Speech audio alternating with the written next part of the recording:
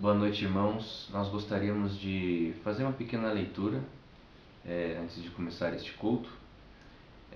Essa leitura está em Salmo 10, para os irmãos acompanharem. Está escrito assim: Ó Senhor, por que permaneces distante? Por que te escondes em tempos de aflição? O perverso em sua arrogância persegue o pobre, que seja pego em suas próprias tramas, pois conta a vantagem de seus desejos maus, elogia os gananciosos e amaldiçoa o Senhor. O perverso é orgulhoso demais para buscá-lo. Seus planos não levam em conta que Deus existe. No entanto, é bem-sucedido em tudo o que faz. Não vê que teu castigo o aguarda e despreza todos os seus inimigos. Pensa, nenhum mal nos atingirá, nunca teremos problemas. Sua boca é cheia de maldições, mentiras e ameaças. Em sua língua há violência e maldade. Fica de tocaia nos povoados, à espera para matar inocentes. Está sempre à procura de vítimas indefesas. Como o leão à espreita em seu esconderijo, aguarda para atacar os desamparados. Como o caçador, ele os apanha e os arrasta dali. As vítimas indefesas são esmagadas, caem sob a força do perverso.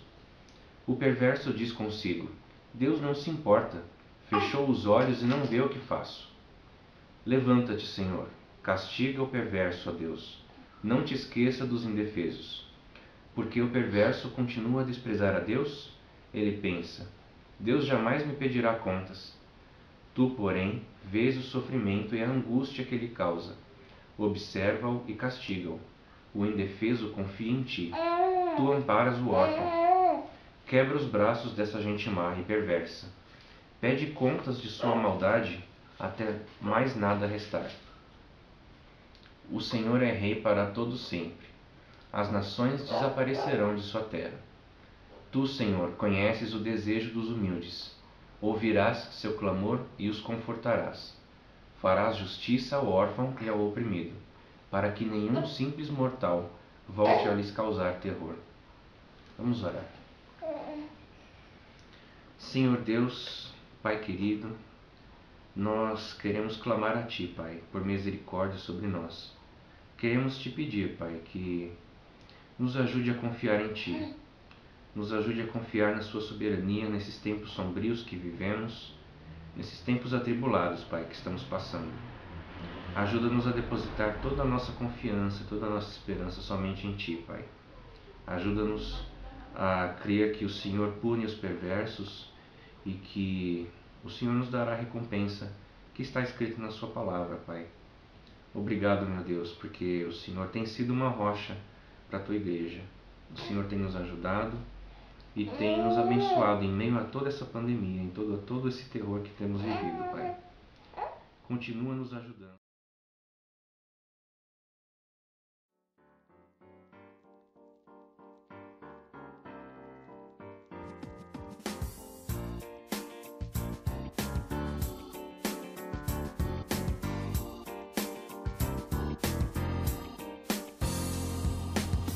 Firme nas promessas do meu Salvador, cantarei louvores ao meu Criador. Fico pelos séculos do seu amor, firme nas promessas de Jesus. Firme, firme, firme nas promessas de Jesus, meu Mestre. Firme, firme, sim, firme nas promessas de Jesus. Firme nas promessas, não irei falhar, vindo as tempestades a me consternar. Pelo verbo eterno eu hei de trabalhar, firme nas promessas de Jesus. Firme, firme, firme nas promessas de Jesus, meu Mestre. Firme, firme, sim, firme nas promessas de Jesus. desejo assim, purificação no sangue para mim. Plena liberdade gozarei sem fim, firme nas promessas de Jesus. Firme, firme, firme nas promessas de Jesus, meu mestre. Firme, firme, sim, firme nas promessas de Jesus. Firme nas promessas do Senhor Jesus, em amor ligado com a sua cruz. Cada dia mais alegro-me na cruz, firme nas promessas de Jesus. Firme, firme, firme nas promessas de Jesus, meu mestre. Firme, firme, sim, firme nas promessas de Jesus.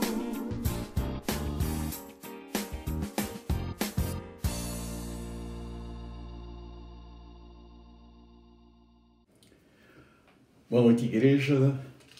Que alegria, mais um culto no qual nós queremos exaltar, bendizer, glorificar o nome do Senhor, como em todos os outros cultos que temos participado através da pregação, da música, da adoração de uma maneira geral. E nesta noite, prosseguindo aqui o nosso estudo de 1 Coríntios, nós queremos falar sobre orientações para um relacionamento equilibrado.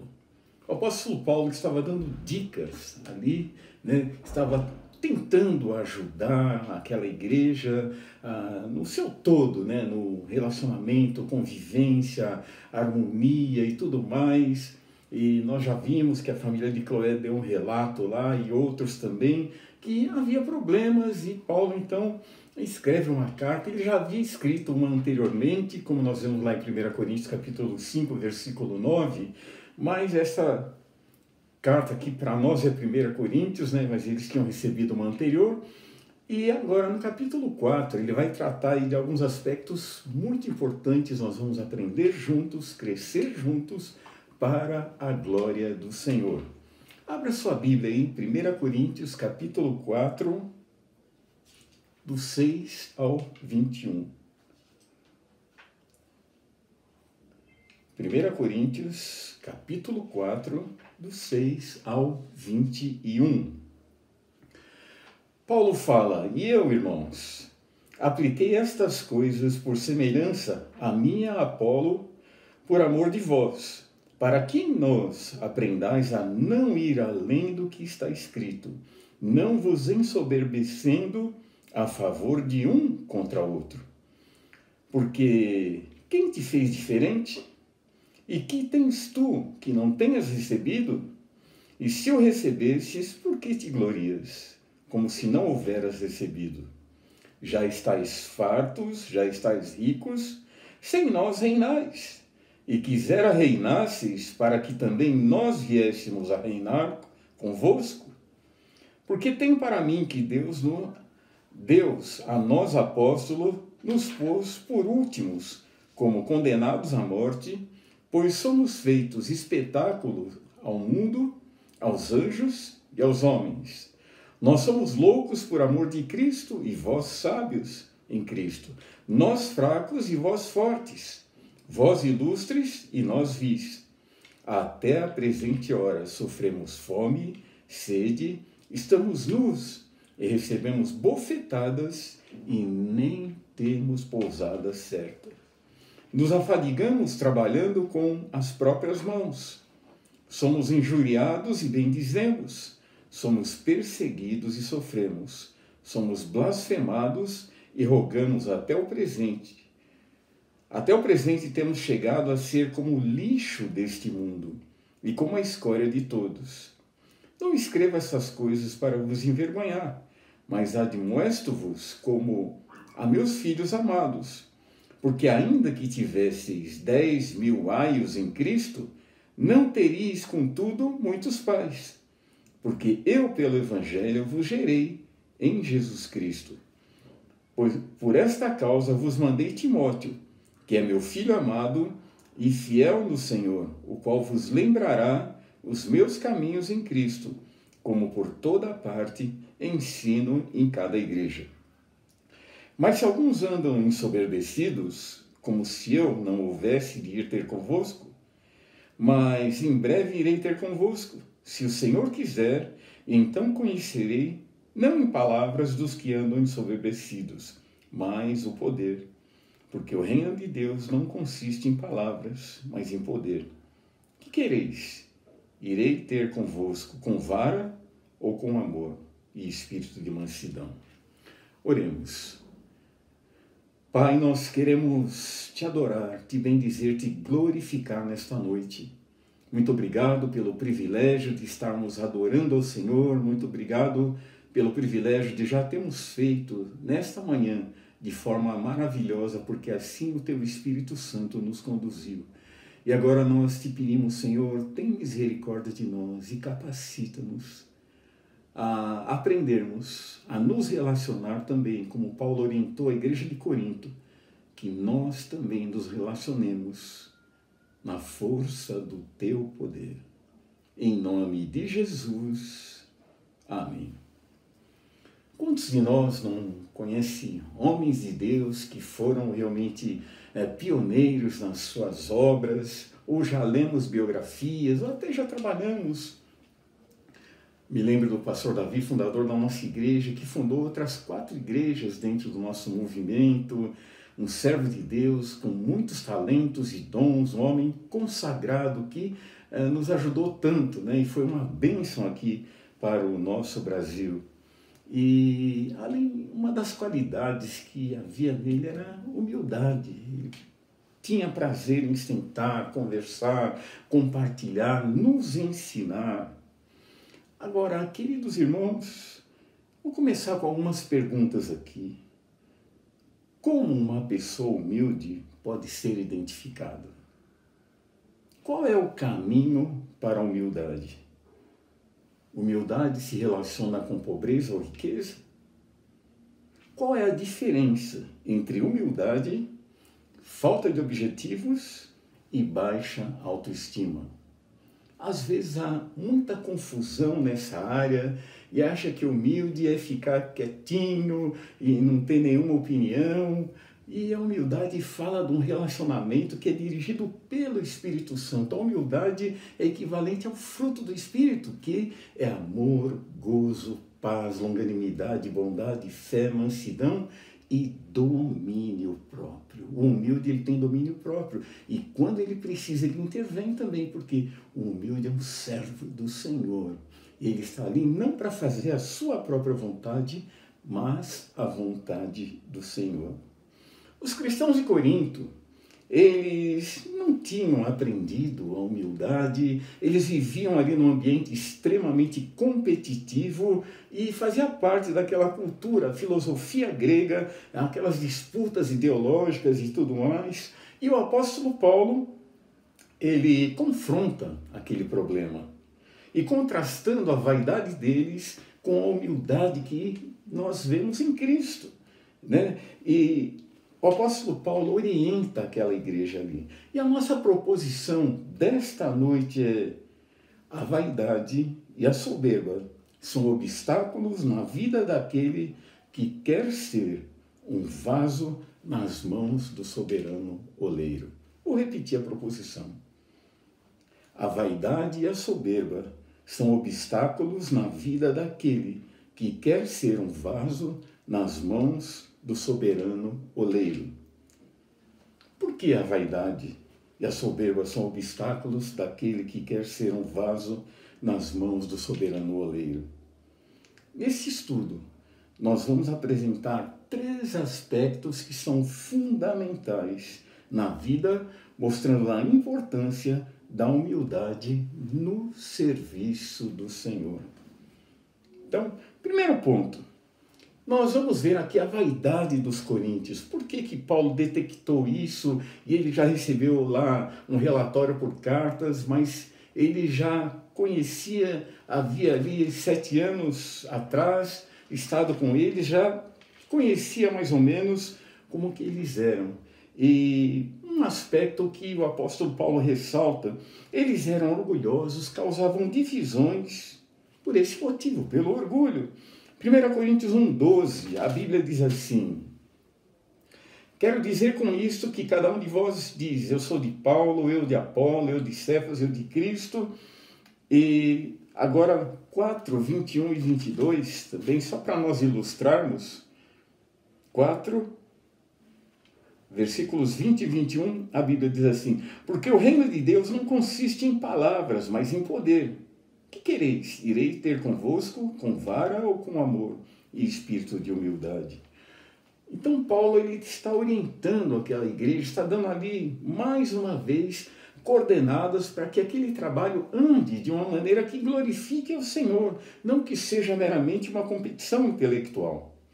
Se um ministro cristão é mais talentoso que o outro, o Senhor os fez assim. Paulo fala aqui em 1 Coríntios 4, versículos 7 e 8, porque quem te fez diferente? E que tens tu, que não tenhas recebido? E se o recebeste, por que te glorias? Como se não houveras recebido. Já estáis fartos, já estáis ricos, sem nós reinais. Quisera que reinasses, para que também nós viéssemos a reinar convosco.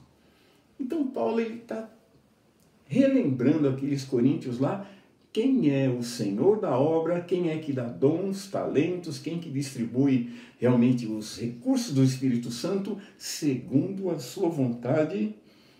E ele fala, olha, não há problema em nós termos afeições, né, dentro de uma igreja, dentro de um movimento. Nós temos aí líderes que são uma bênção realmente e nós aprendemos muito com eles. Mas há uma diferença muito grande em nós vermos e destacarmos até esses homens de Deus que estão entre nós. Alguns já partiram para estar com o Senhor e foram bênçãos e são bênçãos em nossas vidas.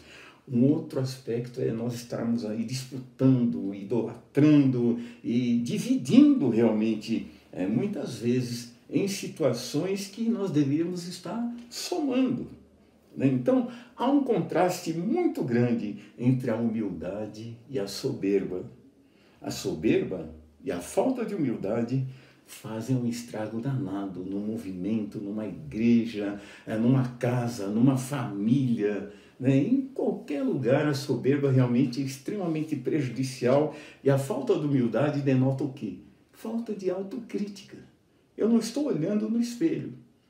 Eu estou muitas vezes olhando o defeito dos outros, esquecendo de olhar o meu, né? Eu estou apontando para lá e tem 3 dedos apontando para mim e eu não estou entendendo, né? Eu estou realmente vendo uma outra imagem e não estou olhando no espelho, friso mais uma vez, e vendo o quê? Quão frágil eu sou, quão patético muitas vezes eu sou. Por quê?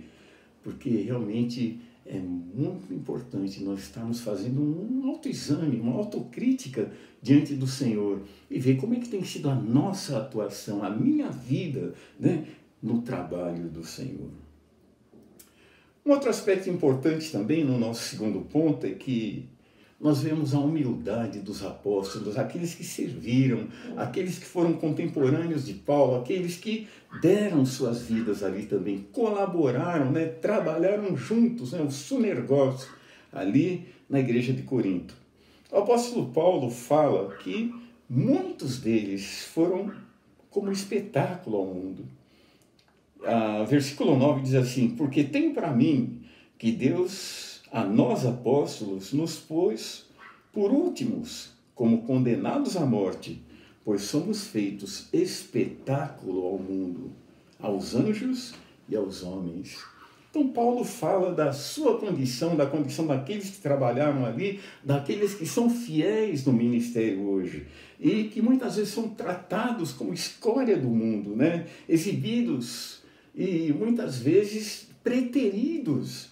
E Paulo fala que naqueles dias o exército romano, em suas conquistas, quando eles voltavam da guerra, eles faziam um desfile pela cidade e eles então exibiam ali as legiões vitoriosas, era a primeira parte, e depois a segunda parte, os derrotados, aqueles povos que eram capturados, que eram subjugados e eram escravizados. E eles desfilavam na cidade também, e sendo alvo de chacota e tudo mais, e de uma maneira muito sórdida, desprezados, e alguns eram mortos até mesmo como espetáculo de diversão. E Paulo, ele usa a mesma palavra para descrever o ministério dos apóstolos, visto por alguns, porque não os consideravam no nível que deveriam ser considerados. E Paulo fala ainda mais, versículo 10, ele fala: nós somos loucos por amor de Cristo, e vós sábios em Cristo. Nós fracos e vós fortes, vós ilustres e nós vis. Ele faz ali um contraponto com os coríntios, porque os coríntios tinham uma autoestima muito alta, né? E isso já não era autoestima, era soberba. E Paulo, então, ele fala até num tom irônico para corrigir aquele disparate espiritual. E eles precisavam que de um parâmetro, e o parâmetro é Cristo. Paulo, ele trata também do aspecto importante, físico até, dos apóstolos. Em 1 Coríntios capítulo 4, ainda versículos 11 e 12, ele fala: até esta presente hora sofremos fome e sede, estamos nus e recebemos bofetadas e não temos pousada certa. Já pensaram, queridos irmãos? E além de tudo, estavam ali naquela igreja e recebendo ingratidão e não querendo realmente, as pessoas não queriam a orientação deles. E Paulo já tinha saído dali.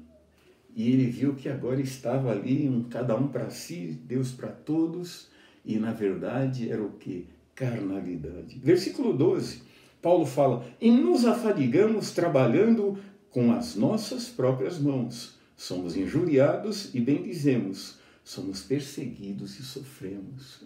O ministério daqueles dias era um ministério bastante ingrato, né? Nós vemos hoje também, tenho recebido alguns relatos da África, através de alguns missionários africanos mesmo, que estão trabalhando em Moçambique, adjacências ali, e eles estão passando um problema muito sério e alguns falaram que realmente até fome eles estão passando. São obreiros, são homens de Deus que estão ali fazendo a obra do Senhor. E muitas vezes são vítimas de ataques violentíssimos. E há uma outra parte da África também que o Boko Haram tem feito um estrago danado, né? Tem capturado mulheres e tudo mais. E aqueles obreiros muitas vezes são invisíveis.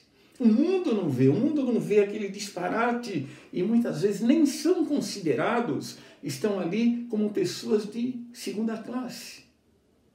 Mas, queridos irmãos, Deus está vendo. Mas Paulo fala aqui, para vocês, coríntios, nós temos que corrigir essas coisas, porque vocês foram convertidos, transformados, e não há como tratar realmente aqueles que estão trabalhando em seu meio, trabalhando na força do poder do Senhor, e não podem ser reconhecidos dessa maneira. Tem que haver um valor para eles. Ele fala lixo, escória, versículo 13 diz assim: somos blasfemados e rogamos até o presente, temos chegado a ser como lixo deste mundo e como a escória de todos. E essas duas palavras podem ter o mesmo sentido aquilo que é retirado quando se faz uma limpeza. Tudo que é impureza, tudo que se retira aí de um terreno e às vezes até de uma casa e vai para o lixo. E Paulo fala, é essa palavra que nós somos designados como lixo. Os termos eram aplicados figuradamente também, como já falamos, né? A criminosos que eram sacrificados nas cerimônias pagãs. Era o lixo da sociedade que era queimado também de uma forma bastante tétrica. Então, queridos irmãos, quando a gente vê a gravidade desta carta, quando a gente estuda um pouquinho mais vagar, e nós vemos que o problema ali em Corinto não era superficialmente só questão de divisões ou de grupinhos, a coisa era muito mais profunda, porque o pecado estava incrustado naquelas almas que haviam sido salvas pelo sangue de Cristo, mas que não tinham sido desenvolvido, crescido, e outros que devem ter aceitado Cristo depois da partida de Paulo e não tiveram o mesmo cuidado de serem discipulados e ajudados ali e cresceram dentro daquela cultura, embora salvos, mas não sendo totalmente transformados e vivendo aquele clima de competição, aquele clima extremamente violento até em palavras. Ao demonstrar a humildade, Paulo evidencia o orgulho dos coríntios e nós vemos hoje um evangelho antropocêntrico. Nos dias de hoje a gente vê também o que? O evangelho é muito centrado no homem. É o apóstolo fulano, é o apóstolo ciclano e, queridos irmãos, é o ministério do fulano de tal e aparece lá em letras garrafais, em neon e tudo mais, e agora em tudo quanto é site e o nome de Cristo muitas vezes nem é mencionado. E tem denominações até que tiraram que Jesus Cristo é o Senhor. E isso é alguma coisa que nós devemos tomar cuidado. E os coríntios estavam caminhando para isso. E nós vemos hoje o disparate do Evangelho, né? O antropocentrismo, o Evangelho que é pautado na vida humana, no homem, no líder, e não no Senhor Jesus Cristo, que derramou seu sangue na cruz do Calvário. Esse mesmo Cristo que foi realmente acordado por Deus antes da fundação do mundo para que viesse aqui e morresse por nós e derramasse seu sangue em resgate de muitos. Pai, Filho e Espírito Santo, a triunidade, e nós vimos que isso foi feito lá na eternidade. E o Senhor também, na sua presciência, Ele nos escolheu para que nós brilhássemos, não na soberba, mas na humildade, no serviço cristão, na alegria de estar servindo e até mesmo padecendo por Cristo. Um outro aspecto muito importante que Paulo deixa bem claro aqui são as marcas de um pai espiritual. Os coríntios estavam ali arrogantes e, desculpem, o apóstolo Paulo, ele deixa bem claro que ele era o pai espiritual dos coríntios. E mesmo que eles não quisessem considerá-lo, eles eram o quê? Resultado da pregação, da empreitada missionária que ele esteve ali. E Paulo ficou 18 meses em Corinto, 1 ano e meio, fazendo a obra do Senhor diuturnamente ali.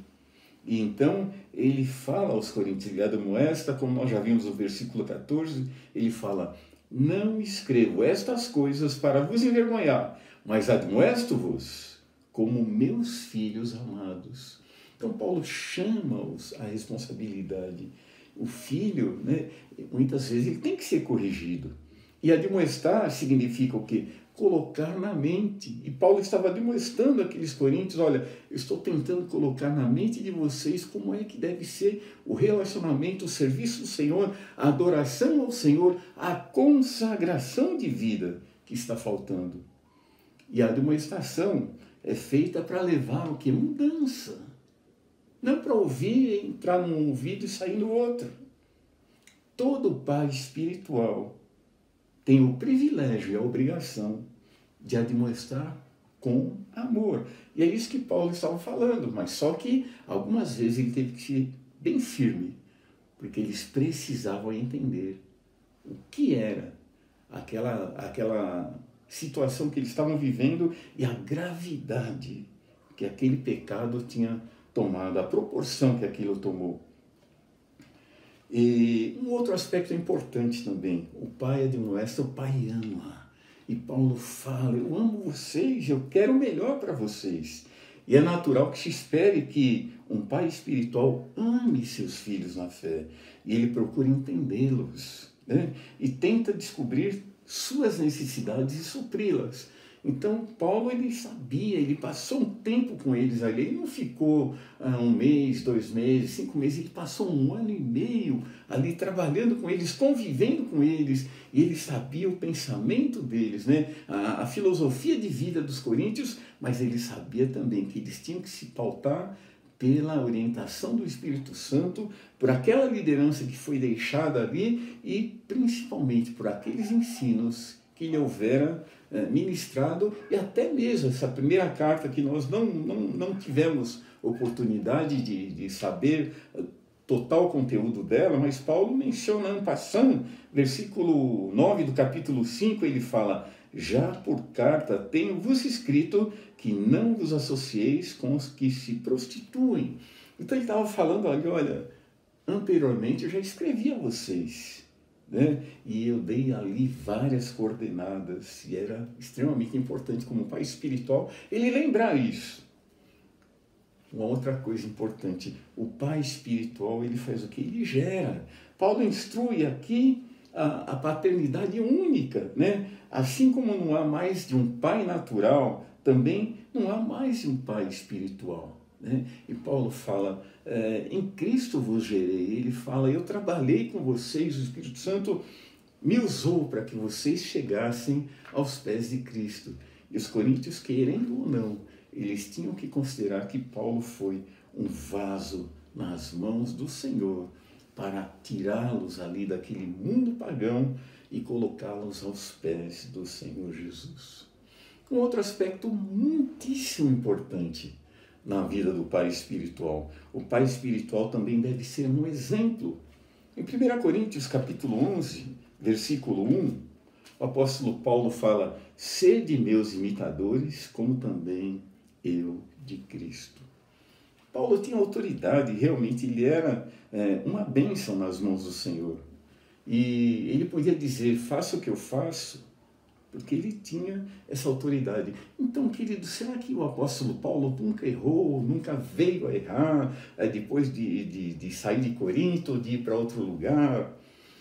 Quando nós olhamos o livro de Atos, e nós vemos aí pelo menos 2 episódios, né? Tem que teve mais ainda, que o apóstolo Paulo ficou extremamente irritado e até irado, conforme a Bíblia diz. Ele teve uma querela com Barnabé muito importante, e ele se aparta de Barnabé e fala, olha, você vai para um lado, eu vou para o outro.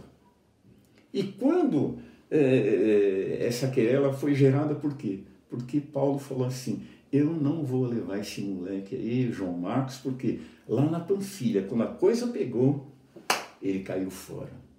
Ele falou, então esse moleque não trabalha comigo.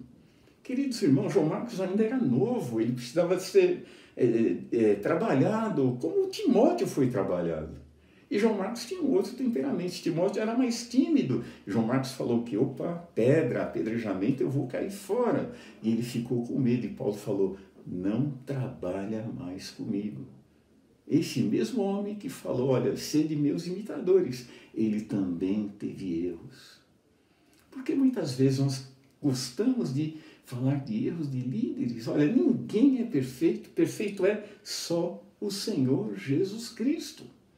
Cada um de nós, irmãos, de uma maneira ou de outra, falha em alguma coisa. Agora, nem por isso o Senhor deixa de nos usar. E como Paulo falou assim, eu não julgo a ninguém e também não sou julgado. Quem me julga é o Senhor. Outro aspecto importante como pai espiritual, ele ensina. Como eu já falei, Paulo passou 1 ano e meio ensinando ali em Corinto. Só para nós ilustrarmos agora, vamos ver no livro de Atos, capítulo 18, versículo 11, a Bíblia mostra, né, essa referência aqui, para você ter mais luz dentro do estudo. A Bíblia diz em Atos 18, 11, Paulo em Corinto, a Bíblia diz assim, e ficou ali 1 ano e 6 meses, ensinando entre eles a palavra de Deus. Então, aqui se dá a fundação da igreja de Corinto, e Paulo se doa ali, ele dá o máximo de si, ele realmente é uma grande bênção. E ele se encontra ali com um casal consagradíssimo também, Priscila e Áquila, que haviam sido expulsos de Roma, porque o imperador Cláudio ele manda todos os judeus saírem de Roma. E isso foi providência de Deus, porque eles chegam ali e são uma bênção nas mãos do Senhor, liderados por Paulo e compondo aquela equipe tão maravilhosa. Olha, queridos irmãos, que gostoso a gente estudar 1 Coríntios e ver como a soberania de Deus, né? Mesmo em meio a problemas, a dificuldades, a gente vê o que? Como o Senhor trabalha maravilhosamente. E um outro aspecto importante que o pai faz também é o que? Ele disciplina. Há ocasiões que o pai espiritual ele tem que disciplinar o filho. E quando o cristão se desvia da doutrina ou tem um mau comportamento, ele precisa de correção. Alguns crentes em Corinto haviam caído no pecado e se orgulhavam disso. Já pensaram, irmãos? A pessoa está em pecado e ainda está contando vantagem. Se orgulhando. Versículo 18 diz assim, de 1 Coríntios capítulo 4, mas alguns andam ensoberbecidos, como se eu não houvesse de ir ter convosco. Paulo fala, ó, espera um pouquinho aí. Eu estou mandando uma carta, mas eu vou pessoalmente aí, né? E porque o apóstolo Paulo, e ele termina falando aqui nos versículos 19 e 20, mas em breve irei ter convosco, se o Senhor quiser, e então conhecerei não as palavras dos que andam ensoberbecidos, mas o poder, porque o reino de Deus não consiste em palavras, mas em poder. Então vocês estão me desafiando e Paulo fala, eu vou chegar pessoalmente, eu quero conhecê-los, né? Eu quero ver se há poder, ou se é só papo, é só palavras, ou se há uma vida consistente mesmo. Então, que bênção, irmãos, quando nós vemos todos esses aspectos da igreja de Corinto, todas essas situações, e nós aprendemos muito com isso. E concluindo, nós vemos aqui um missionário chamado David Pryor. Ele faz um comentário de 1 Coríntios capítulo 4, do 6 ao 13, muito importante. Ele fala assim que todo cristão ele tem dois títulos, rei e mendigo. Todos os cristãos são, ao mesmo tempo, reis e mendigos. Em outras palavras, a experiência cristã é ser rico em Cristo. Nós temos tudo, o Senhor tem nos dado tudo, mas ao mesmo tempo desprezados pelo mundo. O mundo nos olha e vê cada um de nós como um lixo desse mundo mesmo. Nós somos desprezados pelo mundo. E nós vivemos, aliás, em dois mundos. E é difícil, mas a Bíblia diz que Deus nos capacita através do Espírito Santo para que vivamos e vivamos de uma maneira nobre, porque nós fomos transformados em filhos do Rei dos Reis e Senhor dos Senhores, o Senhor Jesus Cristo. Então, o apóstolo Paulo, ele fala à igreja de Filipos que nós temos um privilégio que muitos não gostam, mas é uma realidade. Filipenses 1, 29, a Bíblia diz assim, porque a vos foi concedido em relação a Cristo, não somente a crer nele, como também padecer por ele.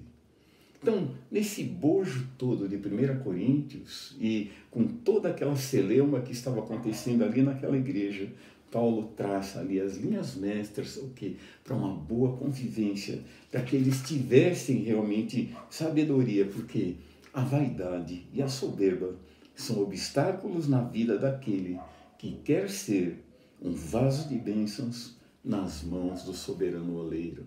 Então nós temos aqui uma grande orientação, queridos, para continuarmos servindo ao Senhor. E se há alguma coisa que nós temos que corrigir, que o façamos agora. Porque o Senhor está disposto a nos ouvir, pedir perdão e prosseguirmos na jornada. Porque o reino de Deus não é comida nem bebida, mas é justiça e paz e alegria no Espírito Santo. E mesmo em meio a esse período de exceção que nós estamos vivendo, nós temos alegria em servir ao Senhor e ver a ação do Espírito Santo na vida da sua igreja. Estamos adorando ao Senhor em espírito e em verdade, passando por lutas, sim. Temos por lutas passado umas terríveis, cruéis. Tem famílias enlutadas, tem famílias com irmãos que estão enfermos, tem famílias que estão vivendo as aflições do desemprego, tem famílias que estão vivendo problemas outros. Mas, queridos irmãos, vamos lembrar que o Senhor está aqui, conosco. O Emanuel, Deus conosco, para que nós vivamos e vivamos de uma maneira que o Senhor seja exaltado e glorificado. Toda honra, toda glória e todo louvor somente a Cristo. Que Deus nos abençoe. Vamos orar. Senhor nosso Deus, nosso Pai, santíssimo, bendito e todo-poderoso Senhor, nós queremos louvar o Teu nome nesta noite, queremos continuar Te adorando, e tira de nós toda a soberba, toda a vanglória, a maledicência, e nos ajude, Senhor, a cada dia mais exaltarmos o nome do Senhor, e estarmos convivendo aí no amor do Senhor, na humildade do Teu o Espírito, a orientação da Tua Palavra. Dirija-nos, capacita-nos, ó Pai. Nós Te pedimos e Te agradecemos tudo, em nome de Jesus. Amém. Uma boa semana, que Deus abençoe a todos.